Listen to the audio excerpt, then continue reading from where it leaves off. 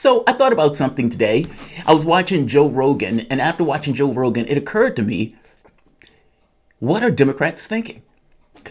Not, the Nancy Pelosi's or the Carvilles of the world. Not the people who aren't going to be affected one way or the other depending on who won. No. I'm talking about the run-of-the-mill Democrat that is terrified of Donald Trump, and that, despite being terrified of Donald Trump, threw their lot in with Joe Biden. What on earth are they thinking right now? Certainly, they see the same thing that I see. Take away for the moment the ones that don't necessarily pay attention to media and just deal with the ones that do. That every so often checks the internet, that every so often looks online or on TV or sees an interview. And in the middle of a pandemic, what they see is this. Every time Joe Biden goes anywhere, in every interview, you see something akin to this.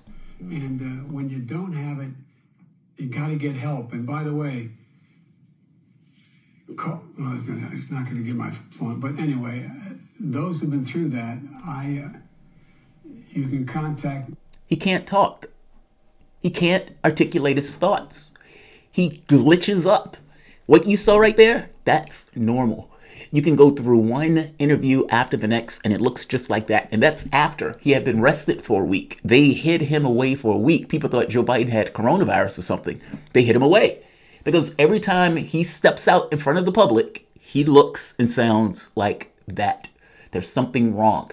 So the question becomes, if you're a run-of-the-mill Democrat that ever so often pays attention to media, pays attention to the newspapers and whatnot, what do you think when you, in the middle of a pandemic, with the Republican Party costing lives, and the guy who's fighting for the opposition sounds like this?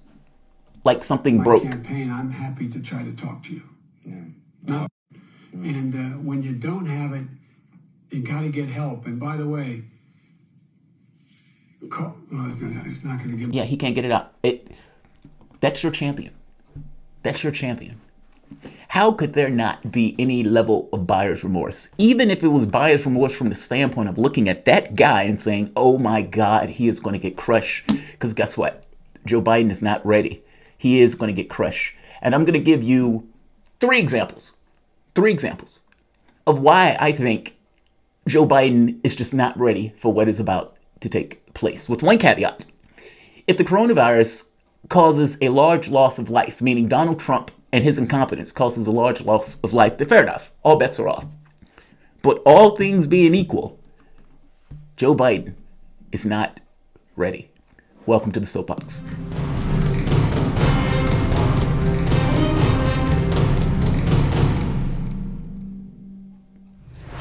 My name is Jamal Thomas. This is the Progressive Soapbox. Guys, if you dig this content, please like, share, subscribe. You can always support PayPal, Patreon. So I saw a clip from Joe Rogan yesterday. And Joe Rogan, America's everyman, comes out and he says one of the most truest things that anyone has ever uttered. And Joe Rogan is not overtly political. Yeah, he has his own particular ideas in regards to what he wants or what he thinks the world should look like. But it doesn't necessarily come out as this hardcore politico. And yet, he's watching, paying attention to the presidential election. And listen to what he says, because what he's saying here is entirely, absolutely, completely true. But you have to be able to call out shit that's wrong on your side. And this is one of the problems that the Democratic Party's having right now with this Joe Biden guy. You guys got to be able to call it out. You can't let this slide because everybody else sees it. And Trump is going to eat him alive. He's going to eat that guy alive. The guy can barely remember what he's talking about while he's talking. Do you know which one it was? Because there's a few videos. There's a few of them. Yeah. Play any of them. They're all crazy. Every video of him recently talking, he's stumbling through shit. He forgets what he's talking about. We should be making those masks. We should be moving on those ventilators. We can do that. Why doesn't he just act like a president? That's a stupid way to say it. You know, Donald Trump was asked on... Sorry. Yeah, Go ahead. He's done. No, probably best I don't. He's like Junior Soprano before he shot Yeah. down. Look at him. It's not That's not even the worst example. That's just an example. The one down there when he's talking to that lady, I think that one. He's right, by the way. There are a litany of these videos. There are so many of these videos, and all of them are just various shades of bad. In that particular video, that where Joe Biden was like, "No, that's okay, I'll stop," and the reporter is like, has to spoon feed him. It's the weirdest thing in the world that people are okay with that. And Joe Rogan is making another good point. Basically, you're pretending as if the Republican Party is not going to bring up the fact that this guy's not altogether there mentally. They're not going to bring up the fact that his family was full of grifters that was taking advantage of Joe Biden's name. They're not going to bring up the fact, the policies. They are going to bring all of this stuff up. That's his point. That's his point. Pretending as if this is not there when everybody can plainly see that it's there. It's not going to get you any bang for your buck. It's going to get you a loss. You have primaries for reasons. Those primaries are there to challenge these particular items that may be weaknesses going into the general election. And by protecting Joe Biden, you have done America, or for that matter, Joe Biden, no favors. Let's hear Rogan. Let's let him finish. Because, again, Rogan is making a really good point that should be heated. That was a struggle fest. Recommended period for keeping businesses shut and people at home. Are you at all concerned, as Trump said, that we cannot let the cure be worse than the problem itself? We have to take care of the cure. That will make the problem worse no matter what. No matter what. We know what has to be done. We know you have to... Would reassess the recommended period. Yeah, see, he doesn't know what he's talking about when he's talking. And this is not like... this. I'm looking at this like a medical condition, okay? I'm looking at this like, okay, when I'm calling a fight and I see a guy limping, and I'm like, I think he hurt his knee. Like Thiago Santos against John Jones. I think he hurt his knee there. I think there's something going on with his knee. Like, that's what I'm looking at this. I'm looking at this like this is a medical issue. That's not a normal way to communicate, unless he's high as fuck. Because if I was high, I'd be like, I don't know what I just said to this lady. Do you know how sad that is? This is the guy that they're choosing to run for president of the United States. And Joe Rogan is like, this guy's not altogether there. It's like he's high off his fucking ass on weed cookies. Yeah, if that's what the guy's been doing and he's running for office, you should have qualms with that. How can there not be bias remorse? And now you have this secondary thing of a rape allegation. Joe Biden apparently, potentially, raped somebody. At least that's the accusation. It's a credible accusation. The media has been trying to pretend it didn't necessarily happen. And despite the fact of Joe Biden going on the various television shows, not one of those television shows brought up the fact that Joe Biden had potentially raped somebody. This is what people have come to in regards to backing Joe Biden. For the sake of argument, say Biden is a rapist. Trump is also a rapist, so why not vote for the rapist with the better policies? Now, I don't care that the person said it. I care more so to make the point that if that's where people are in order to support you, that you have to rationalize which is the rapist with the better policies. That looks bad. That looks extremely bad. That is difficult. That's problematic if you're trying to actually win a presidential election and people now have to make that argument on top of your inability to communicate. To make this worse, take a look at this. This is another guy, Democrat. Biden shows once and for all that he deserves the Democratic nomination. March 15th, 2020. March 28th, 2020. Democrats need to recruit Obama to bitch Biden. Find another candidate. That was quick. That was quick. That's called buyer's remorse. That's what that's called. Because what these people know is the same thing that I know. This is one of the polls that just came out. Look at the enthusiasm gap. Trump, 53%. Joe Biden, 24%. 24% enthusiasm for Joe Biden. 53% for the other side. Add on to that, 15% of the people who are backing Sanders basically said they will go to Donald Trump at the end of this particular race. So that doesn't look all that good, meaning not only do you have a candidate that when asked a question about Trump and blood on his hands, which he absolutely does have blood on his hands, the best that he can muster in the middle of a political fight is this. Show where someone said that You know, your campaign put out in a critique of President Trump and says if he doesn't do these things, you know, he could cost lives.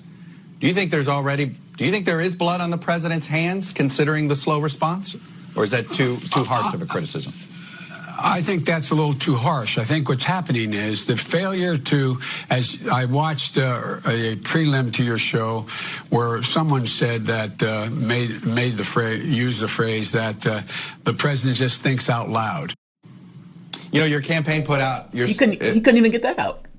And if somebody, you're in the middle of a campaign, and the president of the United States has taken such poor action that the death toll of a pandemic ends up at 164,744 with 900 new deaths. 900 deaths. 900 new cases. This was with 3 months head start. This is still not having the masks, the supplies, the ventilators, the vaccines, not having any of that stuff that we needed. All of this is because of inaction. If they ask you, does the president have blood on his hands? The answer to that question is absolutely yes. Example 1. Joe Biden is not prepared for what is about to come. If you can't even make the point that the president that does have blood on his hands actually does have blood on his hands. Example 2. This is what Joe Biden is going to have to look forward to. And I know a lot of people don't entirely... I don't typically watch Trump speeches. I have a hard time getting through them. But there is something to be said that Trump is a showman. He's a total showman.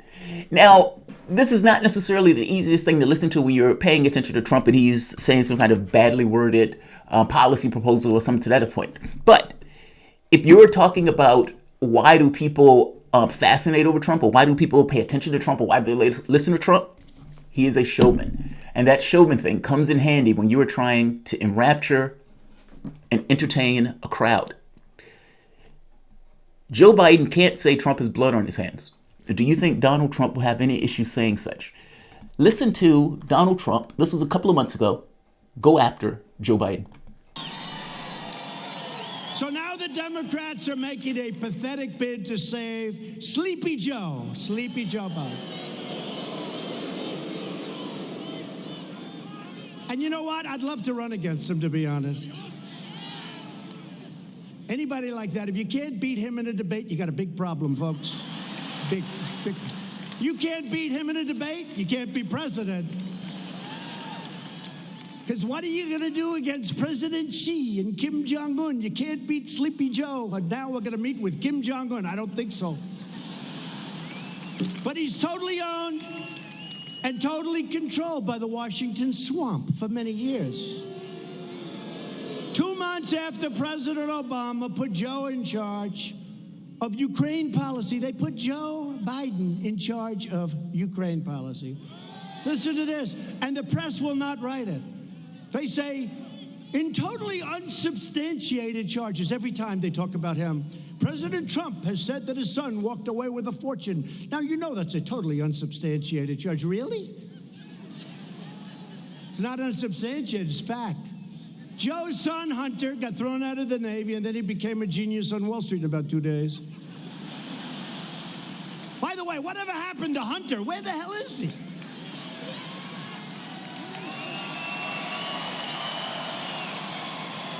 Where's Hunter? Hey, fellas, I have an idea for a new T-shirt. I love the cops, but let's do another T-shirt. Where's Hunter? Where is he?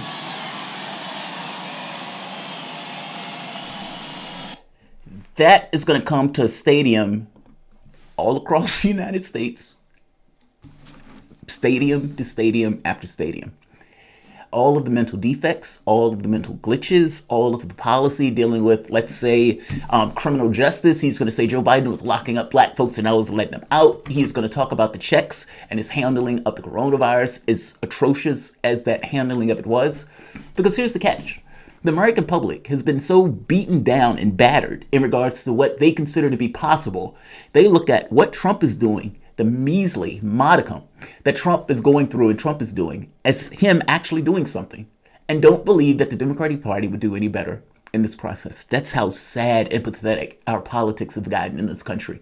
That what Trump is doing right now that is literally costing lives is in and of itself what people in the public, the best that they can possibly think of in regards to what the government is going to deliver. Joe Biden is not ready. He is going to get crushed.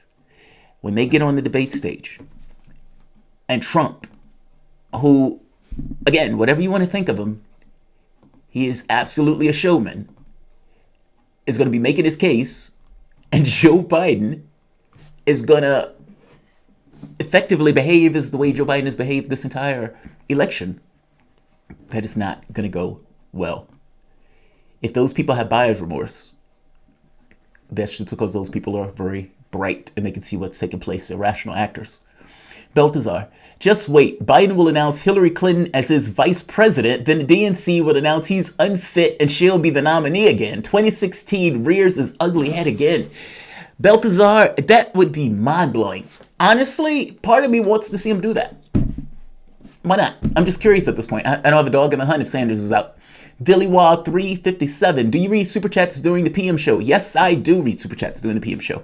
Baltazar, Robbie Sphere didn't guillotine himself. Robespierre didn't guillotine himself. Hashtag Robespierre did not guillotine himself. All right, I have a few more of these that I want to do before it gets in. Pat Hacker, what's going on? Pat comes in and says, hi all. The DNC will just stop the debates. We won't debate that despicable human. Joe will just kick back and try to remember if it's Tuesday or Thursday. Well, the problem is, look, for Sanders and for lefties, and even for people who are just run-of-the-mill Democrats that can't stand Trump, their basic problem is that the establishment of the Democratic Party would prefer Trump over Bernie Sanders. Bernie Sanders fundamentally changes the party for a generation. Trump, if Biden loses again, doesn't necessarily do that. One allows them to retain some level of control, even if it's just over the party itself, whereas the other one, for the most part, just fundamentally loses control for a generation. Between the two, now, the run-of-the-mill Democrat would have voted Sanders. I hope you understand what I mean. That's why I say it screws over many of the elements of the party. There's a difference in the thinking of the establishment of the party versus the regular people who are in the party. That's all. I mean, but, well, you know. Maximilien de Robespierre was the French dude who guillotined the royal family in the French Revolution. I did not know that, Balthazar. You are a fountain of information today. Charles Pierre. I think you see Americans too much as passive agents rather than the consenting vermin they really are in the imperialist machine. Yes and no, right? I mean, that's a yes and no. You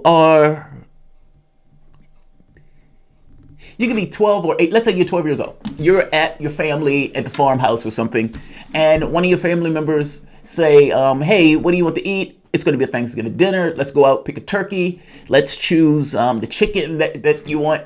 And she will sit there, rip the head off, pluck that chicken. That thing is screaming, running around, head spouting from his blood and everything else. And in no way, after this barbaric act, do you think any worse of your aunt, cousin, sister, brother, whoever, that just mutilated that animal. From your standpoint, and from our societal standpoint, that's absolutely normal. There is no weirdness associated with one human being ripping an animal apart and eating its flesh. Nothing weird about that at all. Nothing weird about keeping animals in pens. Nothing weird about torturing those animals. Nothing weird about paying $1 for flesh that we can essentially cook and then consume. Nothing weird about that process at all. All of that stuff is weird.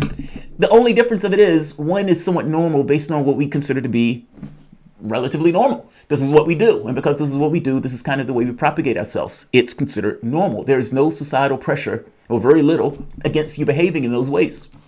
The same thing is true for everything else.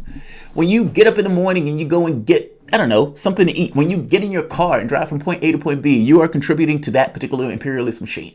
When you are going and doing your particular job, whatever that particular job is, you're contributing tax dollars, you're contributing your money. When you spend money into the economy, you are aiding and paying taxes. All of that stuff contributes to the imperialist machine. I don't know how you get out of that particular machine. Even if you are against it, the very basics and the way that you go about your life contributes to that imperialist machine. I hope you understand what I mean. Most people who just want to live their life, yes, are part of it. Yes, they participate in it. Oftentimes, they're passive actors. Now, I would love for those people to gain some level of awareness, but from moment to moment, for the entirety of their life and the people who are around them, it's not something that even comes up that gets questioned or considered. So it's like, yes, you're right. Those people are part of that particular machine. By the same token, those people are part of that machine in this kind of weird, passive way that's aggravating when you're trying to shake them out of it, but they are just, they act as if they have nothing to do with it. Trudy, I'm too much a creature of habit to change my diet. Trudy, it is not easy. It's not easy. I am a carnivore myself, so I feel you on that one. By the same token, I still recognize that it is a little weird that we eat into the flesh of animals. But I'll leave it here. Like, share, subscribe. I will be back in about 10, 15 minutes. Thanks all.